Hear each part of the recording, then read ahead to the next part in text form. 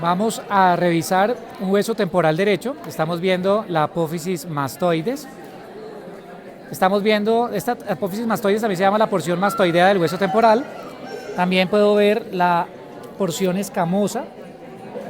Y vamos a estudiar también la porción timpánica que forma la pared anteroinferior del conducto auditivo externo. El orificio de entrada al conducto se llama meato auditivo externo. Y por arriba está la fosita suprameática y aquí está la espina de Henle, que es esta pequeña punta donde se articula parte del cartílago del pabellón auricular. Muy bien, si miramos por delante del conducto auditivo externo, de la lámina timpánica de ese hueso temporal, encuentro la cisura petrotimpánica o tímpano escamosa de Glaser, por donde abandona el oído medio, el nervio cuerda del tímpano. Por ahí sale de la caja timpánica el nervio cuerda del tímpano, rama del nervio facial, que tiene función sensorial gustativa para los 2/3 anteriores de la lengua. Por aquí también sale el ligamento del martillo que se va a unir, que es el mismo ligamento de Tini que se va a unir en la espina del esfenoides con el ligamento esfenomandibular, lo que explica que cuando bostezamos o abrimos la boca, se nos destapan los oídos. ¿Se han visto eso? Cuando descendemos la boca sin querer, hay algunos músculos del paladar blando que se contraen, que son los periestafilinos externo e interno. El externo es el tensor del paladar y el interno es el elevador, y ellos a la vez dilatan la trompa auditiva, favoreciendo el flujo de aire. ¿Ok? Y el ligamento esfenomandibular, que se une con el ligamento del martillo, pues mueve al hueso martillo y este a la vez mueve la membrana timpánica porque está adherido a él. Desafortunadamente aquí no vemos bien la espina del esfenoides, pero estaría más o menos a esta altura, cerca del agujero espinoso redondo menor, que tampoco lo vemos bien, porque falta precisamente el ala mayor del esfenoides. Tengo solo el hueso temporal, entonces debería estar aquí adelante, en este sitio articular. Muy bien. También podemos decir que por esa cisura de Glaser entra a irrigar al oído medio la arteria timpánica. ¿Qué es arteria timpánica? Es rama superior, una de las ramas superiores de la arteria maxilar interna. Muy bien. Estamos viendo también la apófisis estiloides del hueso temporal, su apófisis vaginal, y estamos viendo por arriba de la cisura de Glaser esta parte que corresponde a la porción ósea de la trompa auditiva o de Eustaquio, que tal vez en esta vista anterior del hueso, de este hueso temporal derecho, puedo ver mejor el conducto carotídeo y aquí la porción ósea o el orificio de entrada a la porción ósea de la trompa auditiva de Eustaquio. Estoy viendo ahora la cara medial o endocraniana del hueso temporal. Recordemos que estamos en el lado derecho, y todo esto es la porción petrosa o roca o peñasco del hueso temporal. Entonces hemos hecho un corte que no es ni coronal ni es tampoco sagital, es un corte completamente paralelo a la dirección del peñasco, del eje del peñasco. Recordemos que el peñasco es de base posterolateral y de vértice anteromedial, y este es el corte que hemos hecho de ese peñasco para ver las estructuras del oído. Pero antes de eso, recordemos que en el borde superior del peñasco está esta saliente que corresponde a la eminencia arcuata, que es la elevación del canal semicircular superior o conducto semicircular superior del oído interno, del laberinto. Y esta parte lateral que estamos viendo aquí es el techo de la caja del tímpano, que es el oído medio, y se conoce como el tegmen tympani, que en latín significa eso, tegmen, techo del tímpano. Entonces, si yo hiciera una osteotomía en esta zona, podría tener acceso a los huesecillos del oído. Por acá estamos viendo la fosita subarcuata, que está debajo de la eminencia arcuata en la cara posterior del peñasco, y aquí encontramos un saco endolinfático donde termina el conducto endolinfático del vestíbulo. ¿Se acuerdan que el utrículo y el sáculo tienen un conducto endolinfático por donde sale la endolinfa y llega a ese saco para luego drenar en el espacio subaracnoideo? Medial a él encuentro la entrada al oído interno, el conducto auditivo interno, que también tiene su orificio, su meato, y recordemos que por aquí pasan el nervio facial con su nervio intermediario de Reisberg. También pasa el octavo par, el nervio vestíbulo coclear o estatoacústico, conocido también como auditivo, y entra a irrigar el laberinto, la arteria laberíntica precisamente, o también conocida como arteria auditiva interna, que si ustedes lo recuerdan, se puede originar de la arteria basilar, del tronco basilar o de la AICA, de la arteria cerebelosa anteroinferior. Así que estamos repasando irrigación del encéfalo también. Muy bien, ahora sí, no olvidemos esta relación importante que tiene el oído con el surco para el seno venoso sigmoide que viene en esta zona.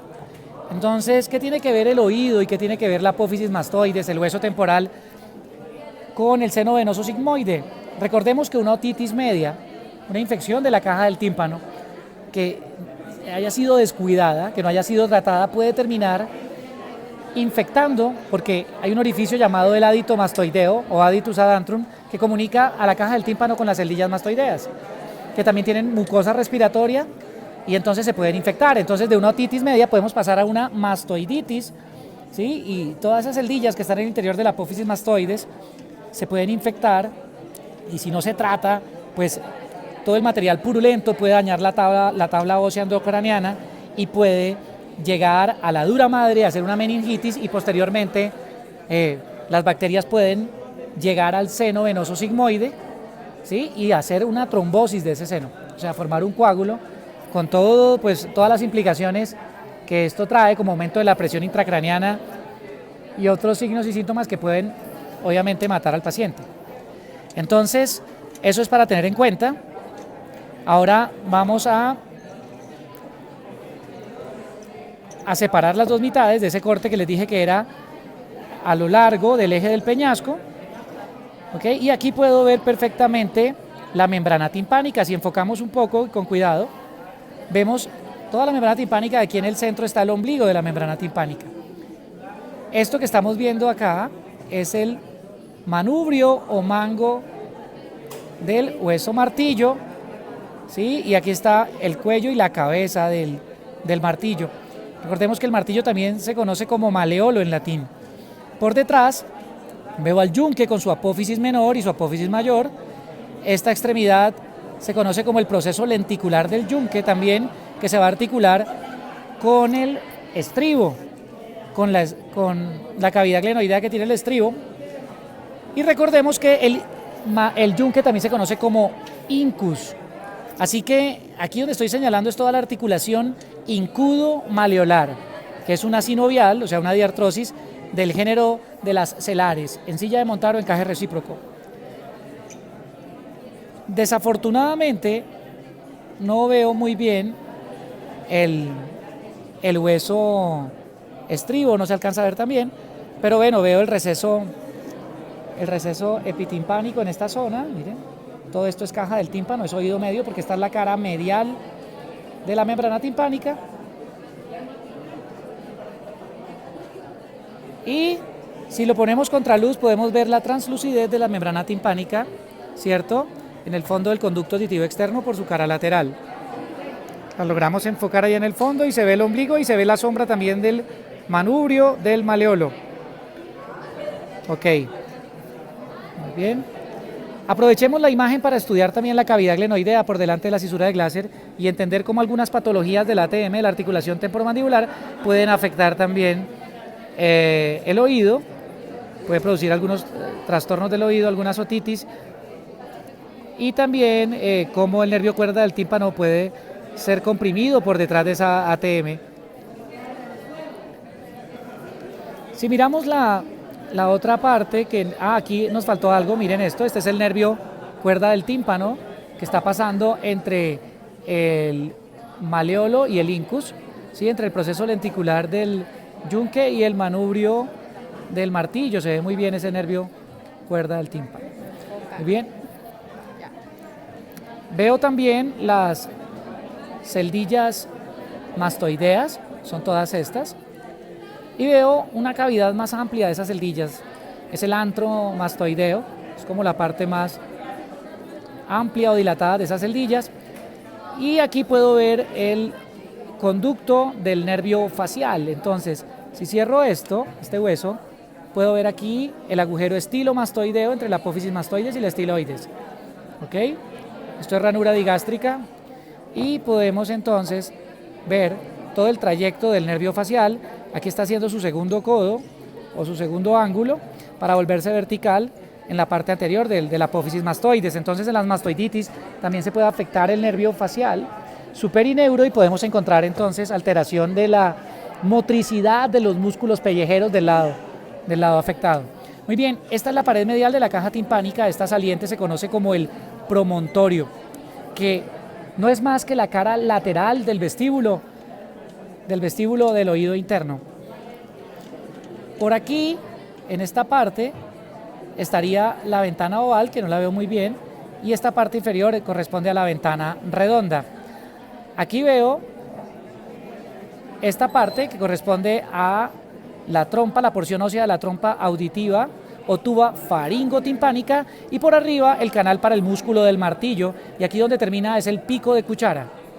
¿Okay? También vemos la relación que tiene esa pared anterior de la caja timpánica en esta parte, no solo con la porción ósea de la trompa y el canal para el músculo del martillo, sino también con la arteria carótida interna. Miren el conducto carotídeo en el centro del peñasco y cómo el conducto deja de ser vertical y cuando está llegando al endocráneo se vuelve horizontal para llegar y hacer el sifón por arriba del agujero lacerado o rasgado anterior.